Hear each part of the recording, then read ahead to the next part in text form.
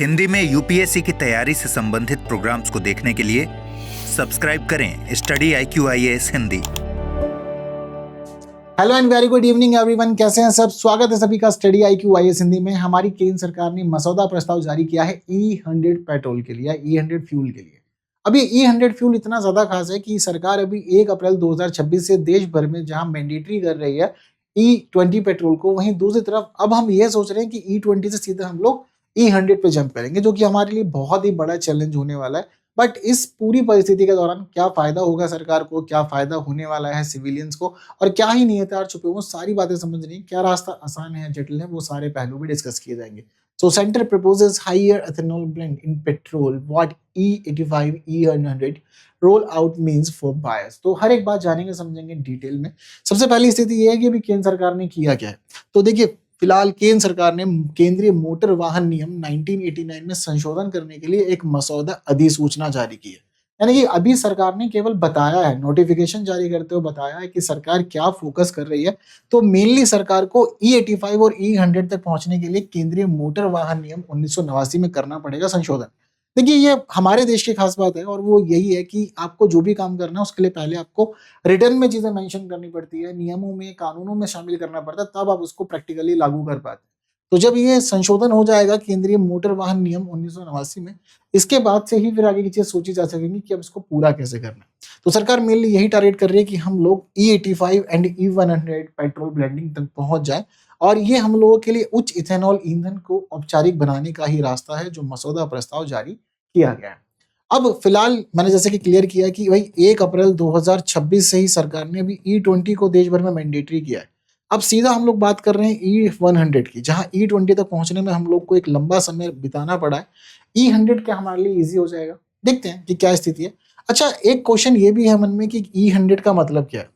जहां E20 का मतलब होता है कि पेट्रोल में हम लोग 20% ब्लेंड कर रहे हैं इथेनॉल को, क्या E100 का मतलब यह है कि अब केवल 100% इथेनॉल ही रहेगा फ्यूल में, हम लोग यहाँ पेट्रोल को यूज करना ही बंद कर देंगे, क्या ऐसी कुछ भी स्थिति है, उसको भी एक बार हम लोग डिस्कस करेंगे।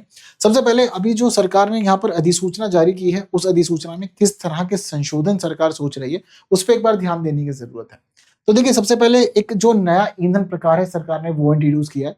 देखिए, दरअसल पहले हमें ना लीगली ये बताना पड़ता है कि भारत में क्या स्वीकृत ईंधन है। तो अब हम लोगों ने इस अधिसूचना के माध्यम से यह चाहत रखी है कि संशोधन करके हम E85 को और E100 को स्वीकृत ईंधन का दर्जा दे दें। तो सरकार यही बता रही है कि अब स्वीकृत ईंधन यानी कि हमारे देश का नया ईंधन E85 भी रहेगा, जिसमें हम लोग 85% इथेनॉल के साथ बाकी पेट्रोल को मिक्स करेंगे। साथ ही E100 रहेगा, यानी कि लगभग शुद्ध इथेनॉल की स्थिति है, बट थोड़ा बहुत इसमें पेट्रोल भी देखने को मिलेगा। तो यहाँ सरकार ने बता दिया है कि भाई यह हमारे देश का स्वीकृत ईंधन माना जाएगा। साथ ही साथ ईंधन वर्गीकरण के अंदर भी परिवर्तन कर रही है सरकार। तो सरकार पेट्रोल वर्गीकरण को अभी आगे और ले जाना चाहती है। तो E10 से हम लोग अभी E20 तक पहुंच पाए धीरे धीरे, पहले शुरू किया था, फिर E10 आए, E20 तक हम लोग पहुंचे। तो धीरे धीरे इसको हम लोग पेट्रोल के लिए आगे बढ़ा रहे हैं। बायोडीजल की स्थिति में हम लोग B10 B100 तक पहुंचने की चाहत रखे हुए हैं। हाइड्रोजन वाहनों के मामले में हाइड्रोजन के साथ CNG को मिक्स करके उपयोग में लाया जा रहा है। तो ये सरकार की अलग अलग रणनीतियां है कि कैसे हम लोग पेट्रोल, डीजल और साथ ही हाइड्रोजन वाहनों के लिए अलग अलग तरह के विकल्पों को यूज कर रहे हैं, जिससे कि मेन फोकस, पहली बात तो पॉल्यूशन को कंट्रोल किया जा सके। साथ ही दूसरा जो मुद्दा रहेगा वो ये कि हमारी आयात निर्भरता कम हो सके। एंड तीसरा जरूरी चीज अगर सरकार कर पाए थोड़ा बहुत, तो यही रहेगा कि जो उपभोक्ता है उनकी जेब पे वजन थोड़ा कम कर दें तो बेहतर रहेगा। क्योंकि सरकार ब्लेंडिंग तो कर रही है, ब्लेंडिंग सस्ती पड़ती है जिससे फ्यूल की कॉस्ट गिर जाती है, बट ब्लेंडिंग के बाद भी सरकार ना ऑयल के प्राइसेस डाउन नहीं करती है। तो इसलिए सरकार को सीधा फायदा हो जाता है। तो अगर सरकार ये रियायत करके लोगों को थोड़ा मदद देना चाहे तो बिल्कुल ये भी अच्छा रहेगा। और साथ ही साथ कुछ अपडेट करने पड़ेंगे रेगुलेशंस के मामले में। तो उत्सर्जन मार्कों की शब्दावली को थोड़ा संशोधित करने की आवश्यकता है, और उच्च मिश्रण ईंधनों को शामिल करने के प्रावधान यहाँ पर किए गए। तो ये सारी चीजें कहाँ शामिल है, अधिसूचना में। तो अधिसूचना में ये सारे के सारे संशोधन अभी प्रस्तावित कर दिए गए हैं सरकार के द्वारा। अब इसी के साथ एक बड़ी बात, E100 का मतलब क्या है। क्या E100 पूरी तरह से इथेनॉल ही है, क्या जीरो पेट्रोल की कंडीशन बताता है E100, या फिर कुछ और राज की बात है। तो देखिए, जब हम लोग बात करते हैं E100 की, तो इसका मतलब पूरी तरह से इथेनॉल नहीं है। यहाँ हम ये उम्मीद कर सकते हैं कि लगभग एक शुद्ध स्थिति में इथेनॉल अब हमें फ्यूल में देखने को मिलेगा। पर इस दौरान इंडियन ऑयल कॉर्पोरेशन लिमिटेड का जो सिस्टम है वो यह बताता है कि E100 यानी कि इथेनॉल 100 जो फ्यूल हम यूज करेंगे उसमें लगभग 93 से 93.5% तक इथेनॉल रहेगा। यानी कि लगभग जो मुख्य भूमिका है वो इथेनॉल की ही रहेगी, बट फिर भी इसके अंदर 5% पेट्रोल मिक्स किया जाएगा और साथ ही 1.5% के आसपास कुछ सह विलायक रहेंगे।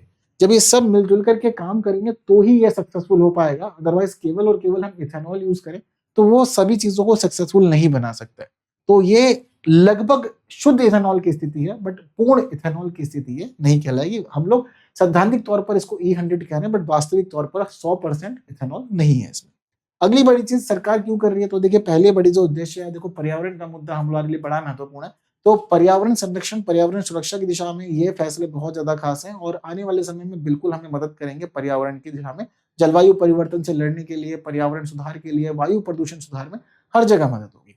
दूसरी बड़ी, जैसे कि अब हम लोगों ने रिसेंट देखा कि किस तरह से पश्चिम एशिया संकट की वजह से भारत में गैस और तेल का संकट बन गया और इस गैस और तेल के संकट के बीच हमें कितनी परेशानियां भुगतनी पड़ी। दुनिया के कई तमाम देशों में ब्लैकआउट हो गया है, भारत को तेल आयात करना पड़ रहा है पर महंगा हो रहा है। तो हम लोग अपनी आयात पर जो निर्भरता है उस निर्भरता को भी थोड़ा कम करना चाहते हैं, जिससे चीजें हमारी सुधर जाएगी और भारत की ऊर्जा सुरक्षा मजबूत होगी। क्योंकि अगर हम लोग एथेनॉल को इस लेवल तक ब्लेंड करके E100 तक पहुंच जाते हैं तो भारत की जो फिर निर्भरता के मामले में भारत आत्मनिर्भर हो जाएगा और भारत काफी सुरक्षित हो जाएगा। क्योंकि कच्चे तेल का 87% आयात लगभग करता है और आयात के मामले में 22 लाख करोड़ रुपए हर साल खर्च करता है, जो भारत हर साल बचा पाएगा और चीजों को सिक्योर कर पाएगा इंटरनेशनल इंसिडेंट्स की वजह से।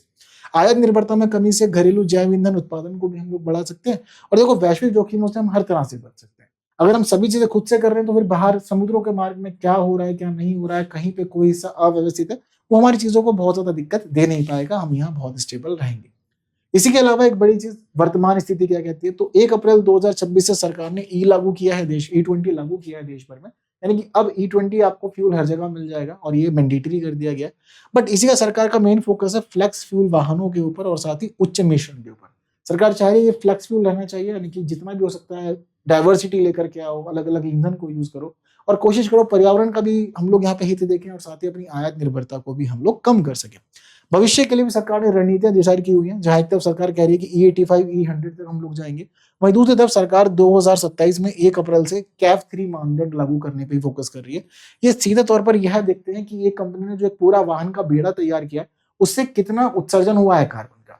तो यहाँ पर कार्बन से जुड़े हुए मानक तय किए जाएंगे, नियम डिसाइड किए जाएंगे और कार्बन उत्सर्जन उत्पादन के स्तर पर कंट्रोल करने के लिए पूरा फोकस किया जाएगा, जिससे उच्च दक्षता और हरित तकनीक को बढ़ावा देना सरकार का मेन फोकस यहाँ बना हुआ है।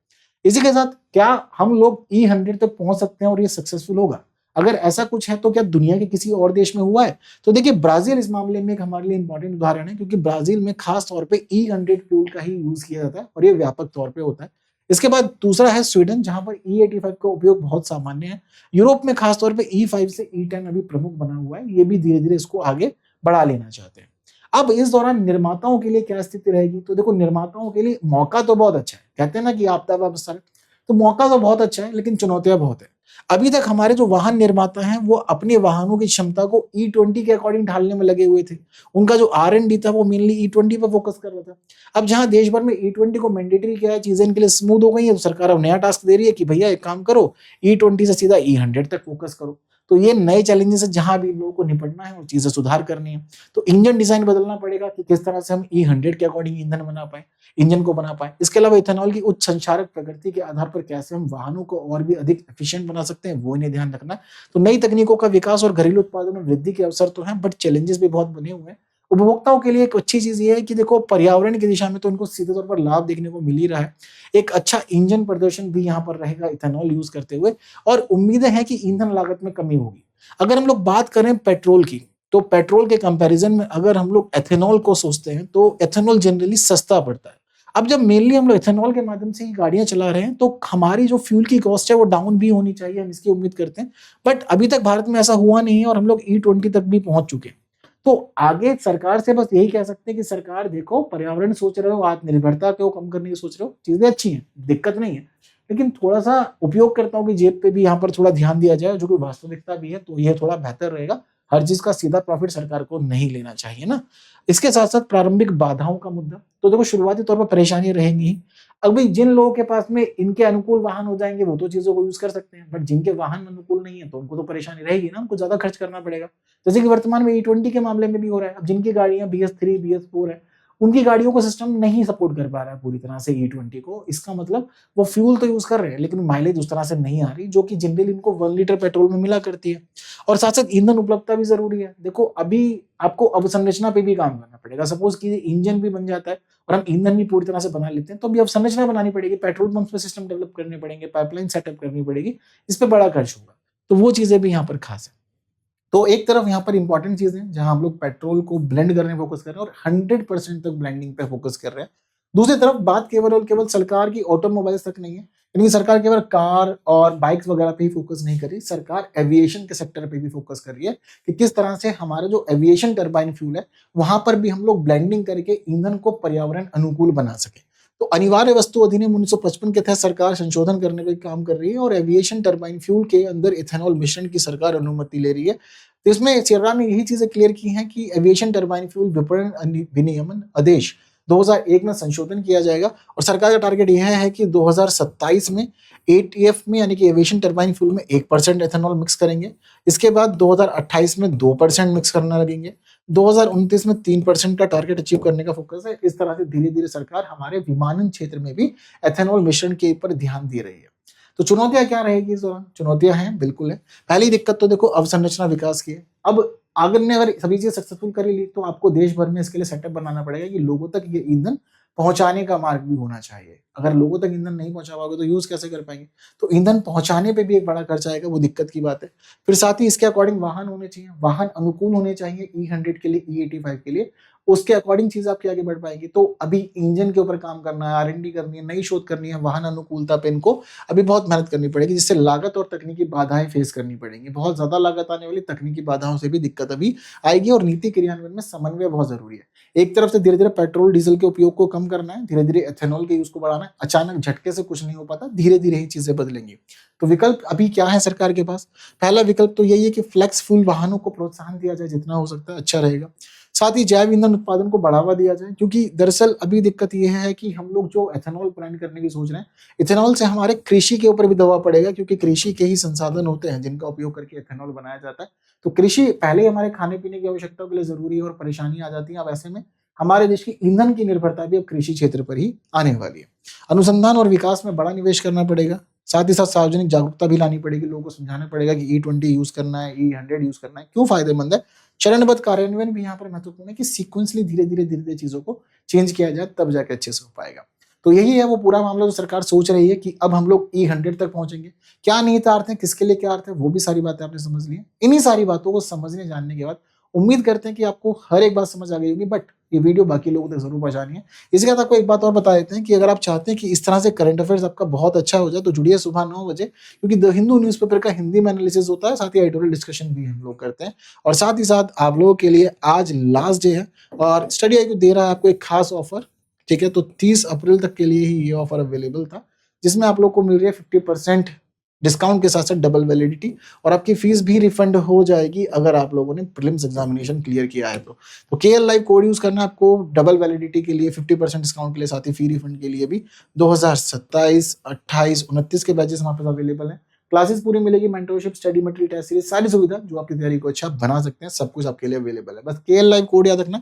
बाकी आप जुड़ सकते हैं मेरे साथ अलग अलग प्लेटफॉर्म पे भी, जो आपकी तैयारी के लिए इंपॉर्टेंट रहेंगे, आपकी मदद हो सकती है। और साथ ही PDF आपको मिल जाएगी टेलीग्राम चैनल पे, जनरली यहीं पे सेशंस को हम शेयर करते हैं और यूट्यूब के अपडेट भी देते हैं। तो आज फिलहाल के लिए इतना ही। जुड़े रहिए, पढ़ते रहिए, आगे बढ़ते रहिए स्टडी IQ। मेरे साथ फिर मुलाकात होगी अगले सेशन में, तब तक के लिए सेशन को कीजिए शेयर, कमेंट में व्यूज जरूर बताएं and see you soon. Thank you so much. Hindi में UPSC की तैयारी से संबंधित प्रोग्राम्स को देखने के लिए सब्सक्राइब करें स्टडी IQ IAS हिंदी।